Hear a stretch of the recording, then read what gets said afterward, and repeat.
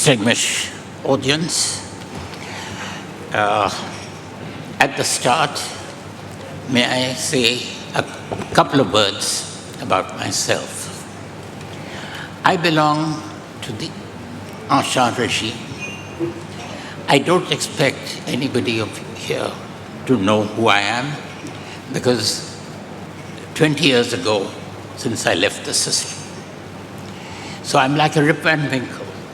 You'll find me talking in an era gone by, but that is all I know. Now, my fellow panelists, I would request them in just a minute to first say who they are. Then we will start out. I will take seniority to start the thing. I would be speaking essentially on regulation in a fast-growing economy. So, Mr. Kulkarni, first, if you could just say a word about yourself. Then we can come to the subject. So, I'm Deputy MD for Oxygen.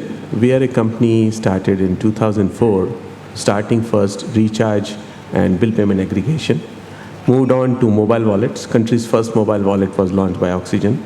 And then moved on to become the largest BC of State Bank of India, followed by the UID integration for Aadhaar-based transactions. So we have currently about 1.3 lakh outlets. We do about 50 million real-time transactions on our platform and are doing 8,500 crore gross transaction rupees worth of gross transaction value. Yeah. I think we can just be brief, and then we can, well, each of us will have a time. I am Dr. M. Narendra, former chairman of Indian Oats Bank. Kumarachari, Chairman, Andhra Pragati Grameena Bank from Kadapa, Andhra Pradesh. Good evening. I am Shajik, Chairman of Kerala Grameena Bank, the biggest regional rural bank in the country in terms of size of business. Okay. I would request my fellow panelists and myself to each of us take, say, the 10 to 15 minute slot. I would also invite any of you to stop me to say that I'm taking too long, because I don't intend to cut into your thing, because you all are current people handling the subject.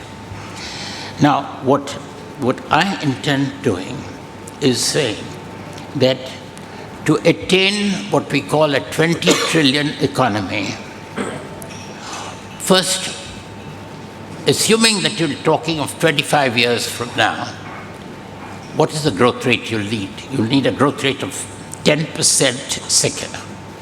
I am not claiming that we will grow at 10%, but if we grow at 10%, it'll be 25 years. If we grow at a slower pace, it'll take longer.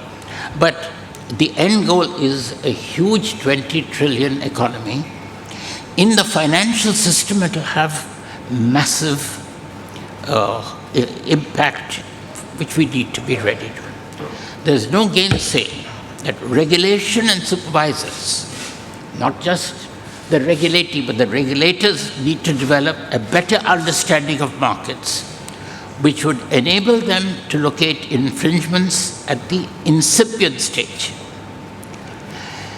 Now, a broad principle that one has been trying to get through, but we haven't. And I'm positive that all of you will agree with this. Regulation is ample. Supervision is another matter. I can assure you that there used to be fights in the Reserve Bank. If I am put in charge of supervision, I don't want to work in the bank because I'm an inferior chap. I want to regulate. What is more important? What you need is, ideally, regulation must be light but unequivocal. Supervision must be punctilious, that is, very, very hard supervision. But you cannot have an ambiguous regulatory system that says yes and no and a footnote here and say that, look, you have violated. Let your regulation be clear, simple, and then you go through whatever you want to. It's in that kind of system that the regulator and the regulatee will have close sort of understanding. Now, I'm going to some of the wizards of the past, and I will draw attention to one statement by the New York Fed chairman in the 1990s, not the present day one. McDonough says, no financial institution should be engaging in activities its senior management does not understand and its board of directors cannot oversee.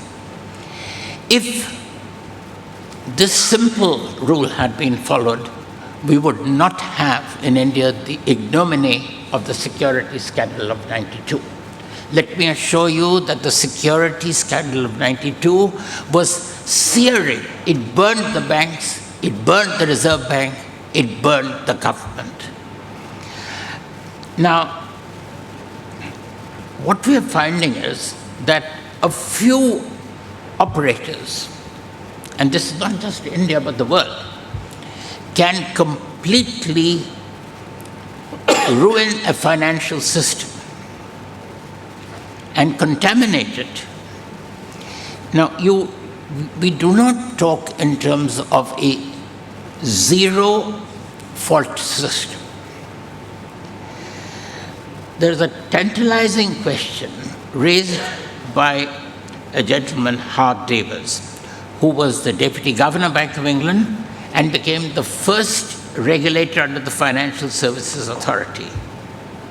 He raises a basic question. Should regulator set out rules and supervisors would shoot those who break the rules?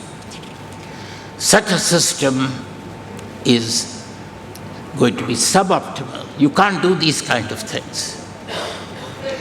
But what he also says is, in today's world where we're talking about changing systems, the world can go to a certain system of regulation and supervision, and all of us could be wrong. You know, you have to be fairly pragmatic. Another extreme of this is the regulator and supervisor is the one who creates problem. It's all very well for me to say this now that I'm not regulating or supervising. And that the regulator should just get out of the business and let markets, banks, institutions regulate themselves. But the experience the world over is that all self-regulation ends up in failure.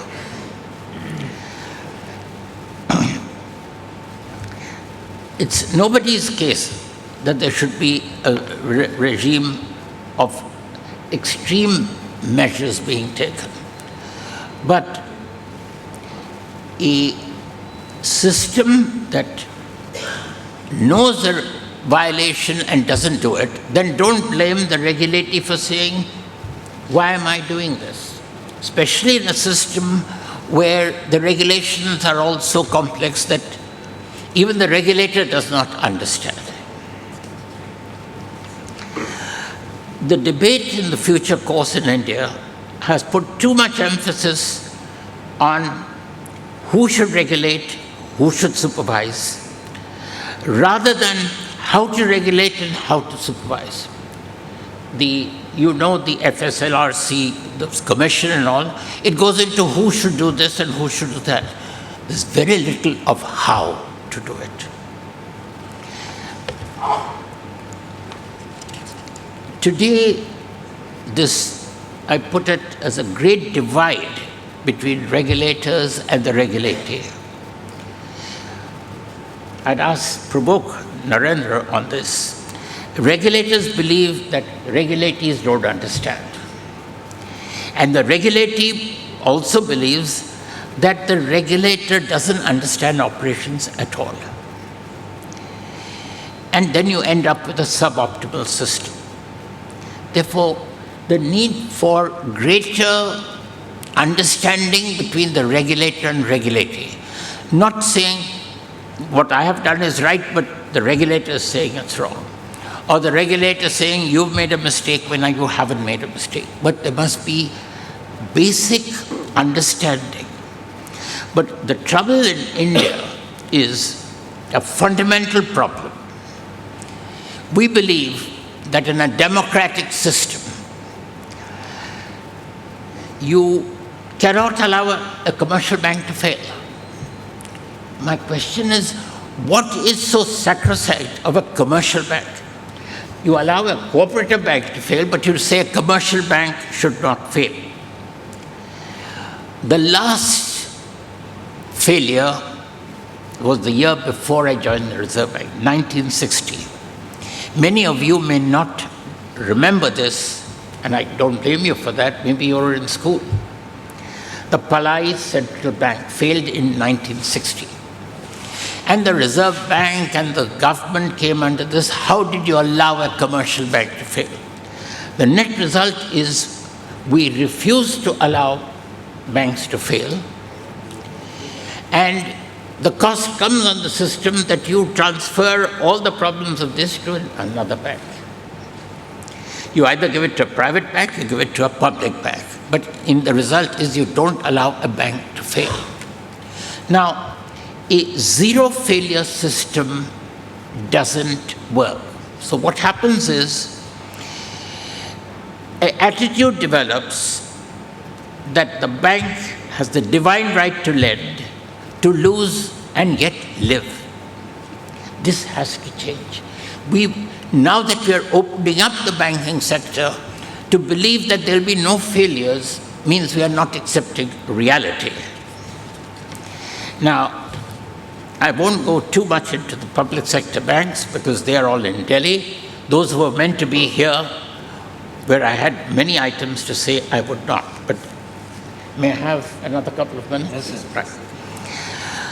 I want to raise a very thorny issue of what the system is doing today.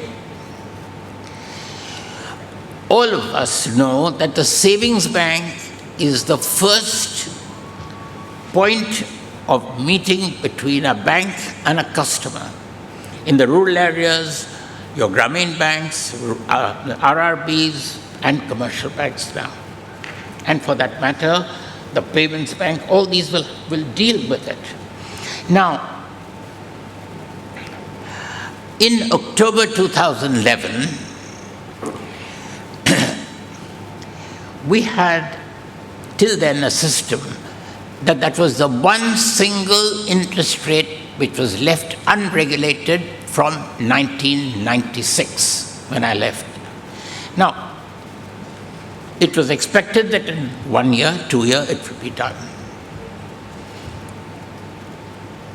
It was again and again examined whether one should free the rate, and I'm taking the liberty of quoting Dr. Y.V. Reddy as governor. In a meeting where I was there, he says, every governor examines this matter and every governor puts the file away. Nobody wants to touch the savings bank rate. Dr. Subbarao, to his credit, deregulated the rate in 2011. Now, the banks, the big banks, sorry, Narrator, I'm referring to you also in that, they are like people who were in jail all their lives, and you're told you're now free. Now, the inmate of the jail says, what does freedom mean? He says, freedom means you can do what you want. So when the gates of the jail are open, the person walks back into jail and says, I'm so used to being in jail, so I want to remain in jail. You told me I'm free to take my own decisions. Now that is what the major banks have done today. There are a few banks, Yes Bank, Kotak, IndusInd Bank, and a couple of others. They have freed the rate. But all the others, the public sector banks, this is not a public sector, private sector issue. It is an issue between the entire large banking system. Now, the RRBs are allowed to determine their term deposit rates, but they are, by tacit understanding of the strings, invisible strings, told, you will follow what we are doing. What else is this other than cartelization? Cartelization should be a thing that should have gone to the Competition Commission. Nobody raises the issue. It's a case of default. Now, take an RRB, Grameena Bank, or what? Does he not have the discretion to say, I don't want to raise, my cost of funds is high, I will offer a little higher on the savings bank, get more savings bank accounts, and bring down my overall cost of funds. Now, that's what the banks which have raised the savings bank rate done. Why is it not happening? And here I'm putting myself up for being shot at. I know bankers will get hot under the collar. They are running a cartel. You're violating basic national laws. Cartelization is not permitted, but nobody says a word.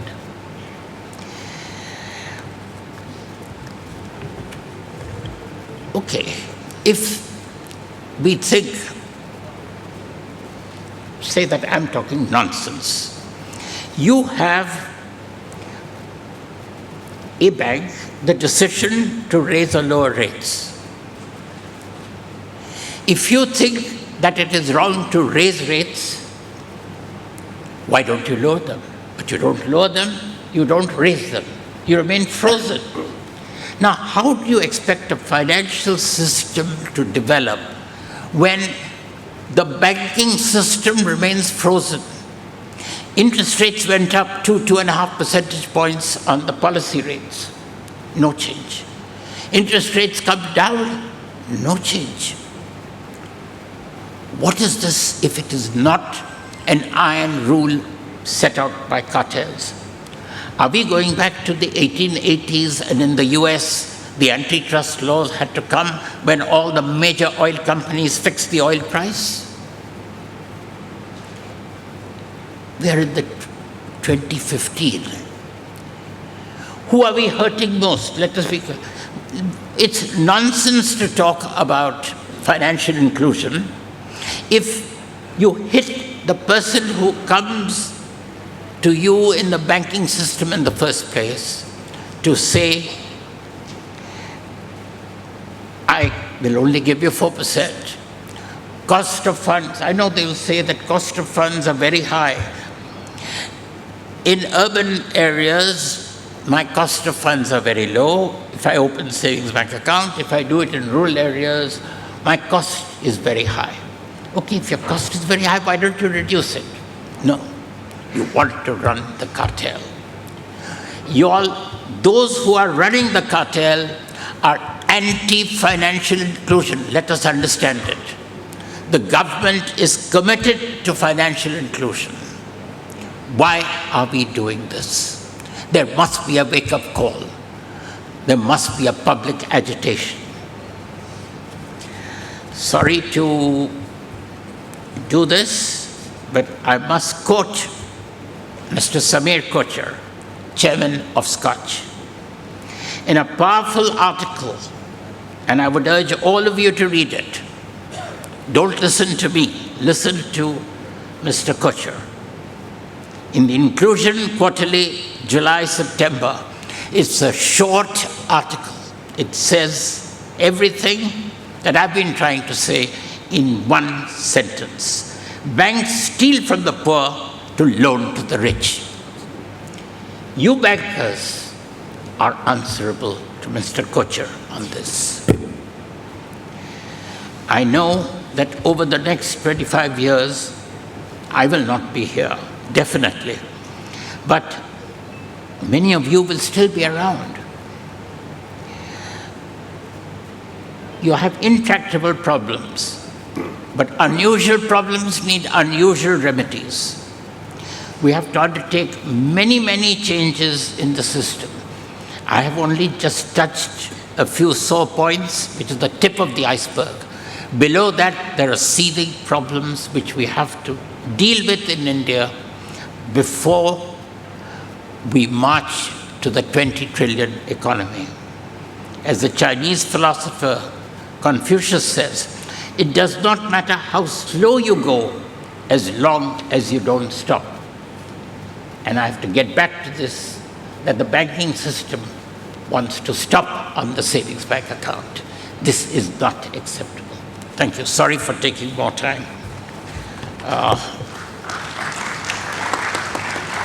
May I request Mr. Narrator, who I have great regard for Dr. Narrator, please be candid in your views and As candid as you.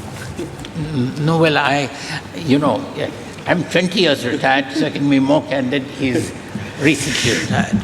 Here also, this particular session I was included later. And of course, with the Dr. Tharapur Saab and all with his such a knowledge and experience and putting points very powerfully, it will be very difficult for us to respond. And however, as you rightly said, public sector banks have to play a greater role towards getting into the 20 trillion economy, or even for that matter, in the immediate next 3 years, to achieve at least the right growth rate of, as I mentioned earlier, 8.5% to 10% growth. However, we have to lot of legacy issues, and we have right from 2008 the liquidity crisis, where most of the new generation banks or other banks were not lending. It is the public sector bank came forward and supported the economy by lending, even though there has been a global liquidity crisis. And they also took the necessary efforts to, as per the RBI guideline, the restructuring of quite a lot of accounts. However, that time it was thought that the economy will come back much faster, and nobody thought that the recession or the low growth rate will continue for quite a long time. And even now, we are yet to come into the normalcy. And you are aware that in the recent RBI credit policy, as well as the subsequent guidelines which have come, the RBI and the government both are very much worried about the asset quality of the bank. And the latest directive that particularly in bigger accounts, where the SEBI has also permitted, where the banks could get particularly in CDR accounts, to a strategic restructuring mechanism by which 51% of the equity could be taken by the bank, and they can immediately replace the management, and wherein they will have the benefit of treating the account as a standard, with the result that within 1 year, if they are able to continue with that, the account will get into the normalcy. Apart from that, there is a definitely requirement of bankruptcy laws which are likely to come. So who are viable, who are honest, and which accounts which are having the long-term prospectability, they have to be necessarily hand-holding. And those who are really very criminal-minded or fraud-related, or which are not viable, they have to be definitely taken a different action. And the Reserve Bank governor is very particular that the problem has to be found right now instead of postponing, and we have to face it within the various guidelines given. That is where you are finding that quite a lot of banks have taken on fold the NPA level, and temporarily, by the fact that they have to make provisions, the cost of provisioning is going high, they have a lesser profit. But the other side, the Basel III and the necessary requirement of capital requirements, for which again banks have to be ready for revival of the economy, where the credit to GDP has a relevance. So naturally we have to have capital. And even though in a 1 year percept that there will not be much requirement, around 80,000 crores, but in a period of the 18-19 by which Basel is to be complied, the requirements are huge. But the recent guideline by the government that only the performing banks in respect of certain parameters of return on equity, return on assets and other profitability, within the limited budget allocation, they were able to give capital. But the fact is that today there is a necessity to strengthen the capital requirement of the bank. And they should be able to provide more and more and have a higher provision coverage.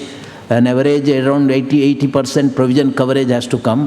The banks were usually sometimes when the credit growth has not been good, they were able to get a good amount of trading profit. And that profit they would have been able to provide.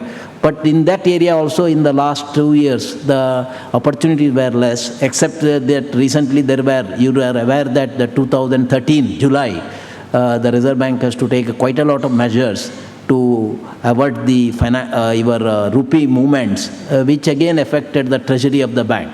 So these are all the various response coming from the Reserve Bank and the government in terms of the macro aspect. And the public sector bank particularly has been responding to the requirement of the government. And as our Deputy Governor, past Deputy Governor mentioned, there has to be a more cordial and mutual understanding. Even though regulatee always knows that the regulator cannot come into each and every micro issue of the banks, they will be able to provide a broad policy guidance. And but we have also seen that requirement, as per the requirement and the IBA level, when the banks represent quite a lot of issues, the Reserve Bank has responded, even maybe required to the extent of temporary. And today we find quite a lot of areas where the need to assess the financial risk and provide effective solutions. There have been quite a good response. So that area is an ongoing process. It cannot be at any time assessed whether it is rightly in place or not, but it is an ongoing process. And it is quarterly meetings and other areas by which the regulator gets the feedback from the bankers, and after that, within the Reserve Bank constraints, where they can respond, where they cannot respond, they are going to respond. Of course, one area which mentioned that the savings rate, it so happened that the requirement of deregulation savings rate has been there for quite a long time, and Reserve Bank has been having committee and all, and they were. But the timing of the deregulation came at a time the banks were not in a much good position. Just before the deregulation, there have been already an increase of 50 basis increase, and it went up to 4%. And subsequently, within the next, that deregulation came. And had the bank responded at that moment of time itself also, it would have been better, aspect. But they thought that having all just increase, that is an appropriate or adequacy. But full-fledged study as to the overall how to arrive at a low-cost working and how to reduce the other cost, not only the cost of funds, other cost of operations, and get into the mode where you have a more flexibility and more leverage to provide better return to the depositors. Because in Indian economy, it's a most savings economy, and without the support of the depositors and without the trust, banks cannot play much more role in the economic development or in the lending activity. So the necessary trust and confidence of the depositors, we have to always hold. That is how maybe in the savings they are not responded, but on the term deposit, until now also the banks were giving quite a lot of rate, and on the long term 9.25, 9.50, even without the differential rate, they have been maintaining. But I do agree that because the cost of restructuring and cost of NPA, that came very high on the bank, and that is every year we hoped that it will come normalcy, but it has been increasing. And now the latest report that altogether it may go up to 13%, which is again a very high, that is including restructure. But that cannot be the reason for not really increasing or reducing. Both are totally acting on the deregulation. I do take the view of our Dr. Sarapur Saab and banks, I am sure.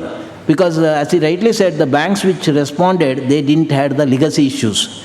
And they were really wanted the making a mark in the getting the good share of the savings deposit. And their experience has been their percentage of such deposit went up.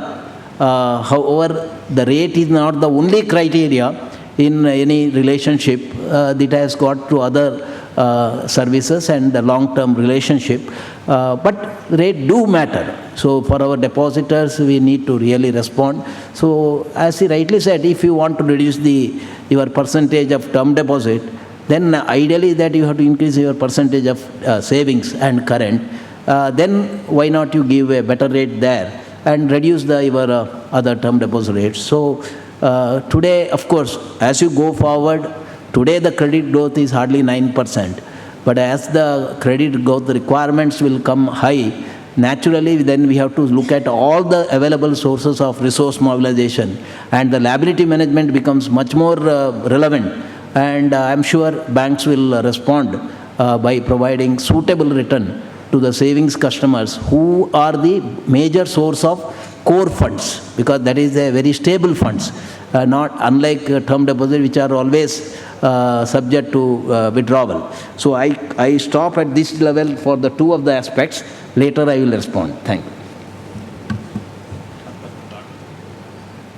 Good afternoon, everybody. Respected Sri Tarapur Saab and other panelists on the dais and my dear friends. Because I hail from a Grameena Bank, I speak from the perspective of a Grameena Bank.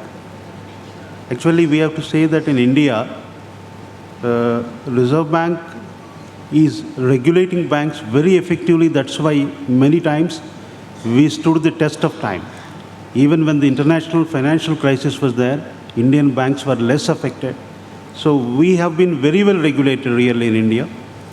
And when it comes to Grameena Banks, actually, RRBs are supervised by NABARD, regulated by Reserve Bank, and we have the sponsor bank also. We have the guidance of the sponsor bank also. In many areas, actually, we discuss with the sponsor bank, we take their guidance and do accordingly. And certain areas, actually, where we feel RRBs, we feel that we should have a little more freedom, like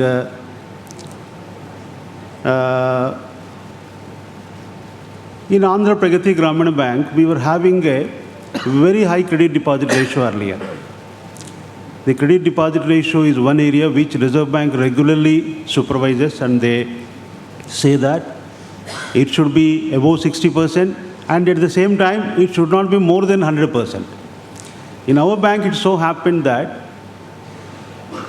we had a credit deposit ratio of 135%, but still our bank was doing very well. It happens because RRBs take a very good refinance from NABARD, a very good amount of refinance. We were enjoying a refinance of around 2,500 crores, both short-term and term refinance. And our own funds plus our net worth put together, naturally, we have a credit deposit ratio of more than 100%. But because of that regulation by Reserve Bank, that it should be brought below 100%. Over the last 2 years, we made efforts and we reduced our credit deposit ratio to 93% today. But as a result, okay, CD ratio has been brought below 900%. We are comfortable now. But we have huge surplus funds today. Naturally, it happens. Because if CD ratio is calculated only on our own funds, our own deposits, then it is always below 100%, even when it was 135% also. But when we take into account NABARD refinance also, which should be used for lending, naturally, a high CD ratio of 100% should be allowed, more than 100% should be allowed for RRBs. So then actually RRBs can make more profit. And in monitoring of RRBs, actually there is a board also. In board, actually, we have a director from NABARD, from Reserve Bank, and from sponsor bank. Actually, as far as regulation is concerned, I suggest that we should have a chartered accountant also as a director. And the two directors who are from state government, actually, they seldom attend the board meetings. A district collector and also institutional finance secretary, because they cannot attend. So, as far as regulation is concerned, board is a very important part in RRBs. That's why we suggested to the government that in the place of these two state government directors, people who can attend the board meetings can be appointed. As far as the deregulation of interest rates are concerned, really 1991 onwards, when the interest rates were deregulated, a real competition was started in banks in India, and that competition has today changed the face of banking. But SB rate was something which was kept regulated for a long time. But even after it is deregulated also, today only a few private banks are they have enhanced the interest rate on SB rate. But if SB rate is enhanced by any public sector bank today, then slowly all public sector banks start doing that. And I don't see there is no end for that. It may go very close to term deposit rates.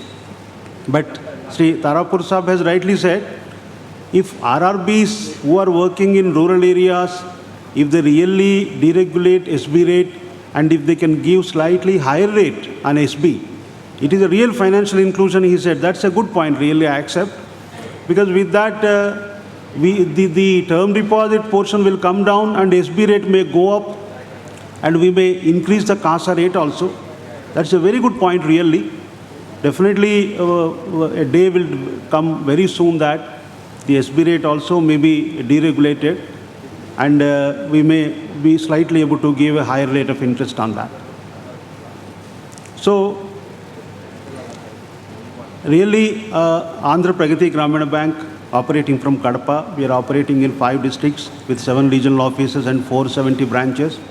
And this year we could make a profit of 165 crores net profit. And we are the bank having highest net worth among all RRBs in India. So this is possible with the best support from regulator, supervisor, and sponsor bank. Why I say sponsor bank also? Because, see, certain things like technology matters we cannot do ourselves. We have to depend on sponsor bank. For example, we have started issuing RuPay cards, ATM cards to our customers. So these RuPay cards, we are getting them manufactured with the sponsor card center only. So various technological matters, sponsor bank is supporting us.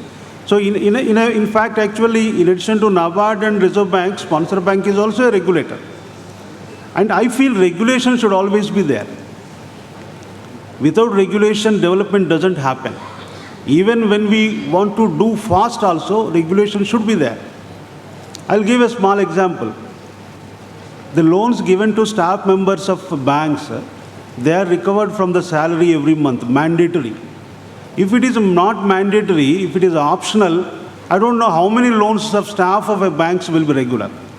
So these things speak out very clearly that regulation is important in Indian banking, and the present regulation is really very good. And Sri Tarapur Sahab was telling that, see, there should be proper relationship between the regulator and the partners. That relationship really is there now. In various forums, whatever the feedback from the ground level comes, the regulators are really responding and making proper changes. So really, good regulation is happening in bank, and with this, definitely banks will prosper in future also. Thank you all. Sorry, bad management, time management by me. We are running too far out of time. I'll request Mr. Sunil Kulkarni. I heard him. I came in while you were speaking, so I've heard you, but if you could give a brief... I'll take 5 minutes. Right. First of all, I partly disagree with Mr. Sampath Kumar in terms of giving 100% credit to RBI for financial crisis management. The financial crisis happened in US because of property scam. And in India, property when you buy, what bank finance is maximum 85%, but that's only the declared value. Today you have practically 90% properties where the declared value is 40% or 50% of actual value. So if that kind of property is given on loan, there is no way on earth the default can happen on property, which is what happened in USA, where the 85 to 90 or 100% loan is given on property. And when the property prices go down, that's where the default happened, which happened to a car company called CLO, where the CLO was sold at 6 lakh rupees, and then the price of the CLO went down to 4 or 3 lakh, and banks could not recover the car because the sale price was lower than the recommended price. Now, coming to the crisis or the banks going belly up, and why RBI is not letting the commercial banks to go down versus cooperative. Whatever little interaction I had with the regulators, I found that they are, and we are being the prepaid instrument with RBI, they are very concerned about the customer deposit and very concerned about the merchant deposit, merchant payments, even in case of PPI. When it comes to banks, and especially commercial banks, even today, after several decades, the total security that is available to a savings account holder is only 1 lakh rupee. The same amount is $1 lakh in US. Now, $1 lakh in US in purchasing power parity is something like 15 to 20 lakhs rupees here. If we have 15 to 20 lakh rupees deposit insurance, I think that government, if is able to do that, probably RBI will not bother about banks going belly up, simply because if everybody starts withdrawing money, then you only have SLR as the liquidity available. And my fellow colleague Meher, if she gets to know that the deposit need is not safe, all the deposit will go to the gold, and there is no deposit available. And if that deposit is not available, what are you going to lend? So therefore, to avoid systemic crisis on commercial bank, which is what I understand, in cooperative, it's a little localized, and therefore they can take chances with that, and that's a only relative way of looking at it, but otherwise not. On the interest rate, I agree that the liberalization of lending rate must take place. But the problem that we face currently is that despite microfinance, the actual lending is hostage of what is the repayment system that we are building. And therefore, in microfinance, you have self-help group, once in a month, a person going to the village, giving loan and taking the payment. The moment you have, and this is my previous session also I mentioned, the moment you have repayment system, bringing down the cost of payments, you will have more innovative product. Today, do you have a loan of 1,000 rupees to a customer? Answer is no. Can tomorrow that happen when payment banks come? The answer is yes. Because 1,000 rupees today costs 200 rupees to collect. But 1,000 rupees will probably tomorrow will cost 15 rupees to collect. Now 15 rupees is affordable versus 200 rupees, and therefore you don't have a 1,000 rupees loan. And that's when all the banks will have opportunity to enlarge their debt kitty to a much larger customer base. And when I say large customer base, lower risk. Because you are currently having large customers which are being lending at a competitive rate, but you don't have a large customer base with smaller amount, and therefore the risk is higher with the small number of large loans. And therefore, the moment you have payment banks or all these banks coming in, they are not allowed to lend. And because they are not allowed to lend, they have to partner with banks to allow small value loans. And those small value loans will liberalize the lending rate. If they are able to get higher lending rate, I'm not talking about 20-25%, if they are able to get higher lending rate, the savings rate will go up, so that the arbitrage, which is the typical bank income, still remains between 3 to 4%, and they are able to make money out of it. Thank you. I'll be very brief. Yeah. Now, two topics have been raised here. One is regulation for a 20 trillion economy, and SB rate regulation. These two topics, SB rate also in terms of interest rate and in terms of financial inclusion. These 2 points Tarapurji has raised. So in terms of regulation for 20 trillion economy, see, I agree with the MD of Oxygen that we were a little conservative in regulation. That is why we didn't have that ill effects of the crisis. For the economy to reach 20 trillion, I think the first 10 trillion can come normal way, normal growth. But the next 10 trillion can come only with innovation. Some innovative technology should be there, and then some production should happen because of their innovation. And if that should happen, then regulation also should be somewhat innovative. That innovation in regulation, whether it is there or not, that we have to discuss it further. So, because a lot of conservative regulations are there, and it is very safe. It is very safe. That is why we didn't fail. Now, coming to the SP rate regulation, it was told that no, as a tool of financial inclusion, SP rate deregulation should happen. But my take is that it is not the rate which is important. The access, as far as financial inclusion is concerned, it is not the rate, but the access to the financial services. Say, for example, if you are able to give a credit product at timely and needy time, then the inclusion will happen. So it is not the rate. And the regulation, and even Tarapuji has mentioned that the public sector banks were in prison, and they are happy to be in prison even after deregulation happened. But as Dr. Narendra told, there are some legacy issues for a public sector bank which prevented them from adopting some deregulation. By deregulation, I mean increased rate of interest.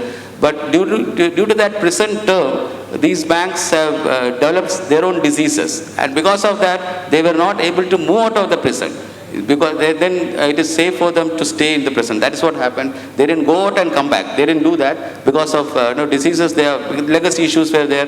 There were no exit policies, no freedom. At one hand, they were tied, and the other hand, they were asked to run. And that is why the SP rate deregulation didn't actually happen. One more thing is that SP rate at 4%. The basic economics says that if you are able to forego your consumption for a longer period of time, that is, you are keeping your surplus money for a longer period of time, then you should be compensated more, rather than keeping in an SB account where anytime you can access. That means that you are not taking that risk, so you should be compensated little less. So that way, lesser SB rate is okay. If a person is having surplus fund and is ready to forego his consumption for a longer period of time, then he should be compensated at higher discount rate. Here the principle of discount rate comes, not the interest rate. He should be given a higher discount rate, rather he should be given the higher interest. That's what my take is. And as far as financial inclusion is concerned, for RRBs also, say many RRBs and even the rural branches of commercial banks, they are having higher CASA ratio. Not because because of the rates or lower rates, because these people are not having proper access to other modes of saving which offer higher rates of interest. So it is again a problem of access, not the problem of the rate. And if there are different choices given, then I am sure these people will go to other instruments. Now, whichever bank has given higher rates for SB, these banks were new banks, where they have to adopt some strategy to attract customers from the existing players, a sort of a price warrior. That's what they have done. They have challenged the established players with the rates. And some customers, of course, they have moved to these new banks, but many customers remained with the old banks because they were happy with the services. So that is my take on whatever you have told. I still feel that SB account deregulation is, of course, it is there, but then rates should be little lesser. That is one thing. Second thing is that for a regulation for a 20 trillion economy, RBI should be more innovative. A lot of innovative policies should be there. Otherwise, RBI will be behind the curve with the real economy. That's what my take is. Thank you. Well, I think we've done it within reasonable time. I'd first thank the panelists, and above all, thank all of you who have been patiently hearing us. Thank you.